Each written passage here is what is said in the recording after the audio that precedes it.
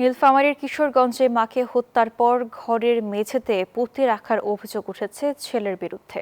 কয়েকদিন নিখোঁজ থাকার পর ঘরের মেঝে খুঁড়ে উদ্ধার করা হয় অর্ধগলিত মরদেহ।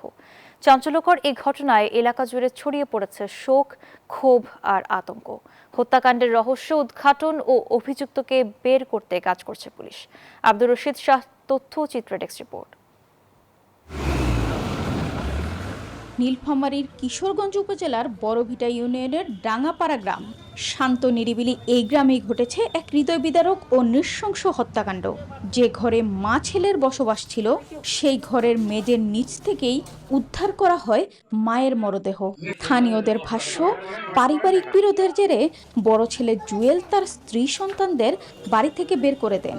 এরপর বাড়িতে ছিলেন শুধু মা মারুফা বেগম ও ছেলে। কয়েকদিন পর ছোট ছেলে বাড়িতে ফিরে মা ও বড় ভাইকে খুঁজে না পেয়ে সন্দেহ করেন। ঘরের ভেতর রক্তের দাগ এবং একটি কক্ষে নতুন করে মাটি লেপার চিহ্ন দেখে বিষয়টি জানানো হয় পুলিশকে। খবর পেয়ে ঘটনাস্থলে পৌঁছে মেঝে খনন করে মারুফা বেগমের অর্ধগলিত মরদেহ উদ্ধার করে পুলিশ। প্রাথমিকভাবে ধারণা করা হচ্ছে মাথায় আঘাত করে তাকে হত্যা করা হয়েছে।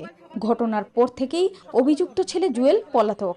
এ ঘটনায় অজ্ঞাত ব্যক্তিদের আসামি করে মামলা করেছেন নিহতের ছোট ছেলে। খোঁজাখুঁজি পরে ওই কোনার ভিতরে দেখতেছি মাটি ফেটে ফেটে উঠছে। ওই জায়গায় আমার সন্দেহ হলো যে এখানেই আছে। এত সুন্দরভাবে লেবার আছে। জুয়া খেলার জন্য কিছু টাকা পয়সা চাইছে, ওর মার কাছে দেয় না। কিছুদিন আগে একটা ছাগল চুরি করে বেচছে। আমারও সন্তান আছে বাবা, সেই মাকে যদি সন্তান হত্যা করে ওই সন্তানের বিচার চাই। ঘটনাটিকে সর্বোচ্চ গুরুত্ব দিয়ে তদন্ত করা হচ্ছে বলে জানায় পুলিশ। থানায় একটি নিয়মিত হত্যা মামলা রুজু হয়েছে।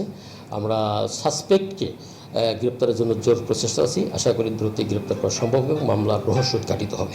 যে মায়ের হাত ধরে সন্তানের বড় হয়ে ওঠা, জীবনের শেষ সময়ে সেই মাকে এমন পরিণতি মেনে নিতে হয়েছে, এ কথা ভাবতেই পারছেন না প্রতিবেশীরা। তারা দ্রুত হত্যাকারীদের গ্রেফতার ও দৃষ্টান্তমূলক শাস্তির দাবি জানান। Desk report, news 24।